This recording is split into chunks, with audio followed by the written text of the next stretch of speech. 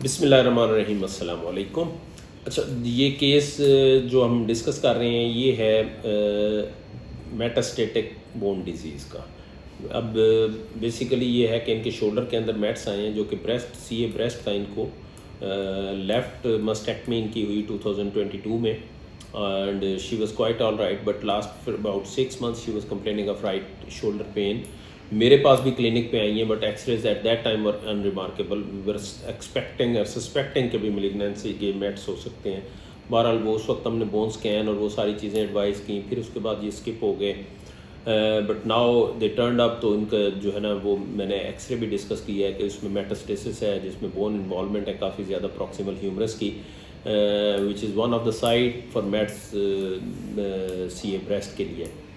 तो उसको बस वही हमारा प्लान था कि हम इसको पैलिएटिव कर सकते हैं, क्योंकि रेडिकल एक्सीजन तो इसलिए मुमकिन नहीं है कि इसमें कोई भी चीज़ हम वो नहीं कर सकते। रिकन्स्ट्रक्शन के लिए हमारे पास ऑप्शंस कोई नहीं है, और इस तरह का थोड़ा सा पैलिएटिव भी हम वो कर सकते हैं to make her pain free.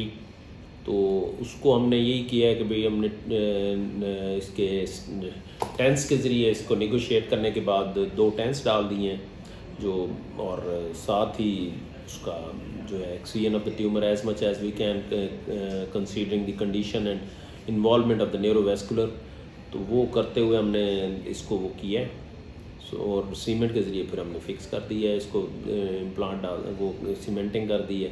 So let's इंशाल्लाह she will be all right. Thank you, at least pain free. बहुत शुक्रिया। अगर आप हमारे चैनल पर नए हैं तो इसको सब्सक्राइब कर लें, ताकि आपको ये इन्फॉर्मेटिव वीडियोस बर वक्त मिलती रहें। मुझे था 1 साल पहले शोल्डर पेन हुआ था, वो था आफ्टर रेडिएशंस। किसी ने भी डायग्नोस नहीं किया था, लेकिन ये पीक पे जब हुआ ना मार्च में क्रैक्स की आवाज़ें आई, तो डॉक्टर ने डायग्नोस किया, तो उन्होंने कहा था कि ट्यूमर ने ना मेरी बोन्स पे अटैक कर दिया। तो इस सिलसिले में फिर उन्होंने सर्जरी रिकमेंड की है, तो इंशाल्लाह कल मेरी सर्जरी है, होपफुल इंशाल्लाह बहुत बेहतर। अच्छा, ये ऑपरेशन से पहले के जो एक्सरेज हैं ये हमने डिस्कस करने थे। तो ये अगर देखें तो ये this is a case of C A breast, left sided इनकी मस्टेक्टमी हुई है कि 2 years before. Now she came with the shoulder pain. तो जब हमने इनके एक्सरेज करवाए तो एक्सरेज में ये नज़र आया कि this is the osteolytic lesion in the proximal of the humerus, which is involving almost whole of the head of humerus and proximal third, और जिसमें मुझे शक पड़ रहा है कि ये एरिया है, ये स्किप लीजन के तौर पे भी वो है।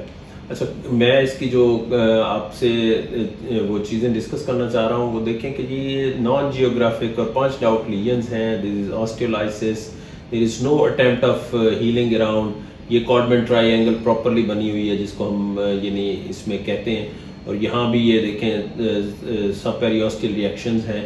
सो दिस ऑल इज यानी what we can call it कि this is the basics of malignancy, कि जब जिसमें बोन को रिएक्शन का टाइम ही नहीं मिल रहा, and bone is not able to react about the tumour, but the tumour is so aggressive.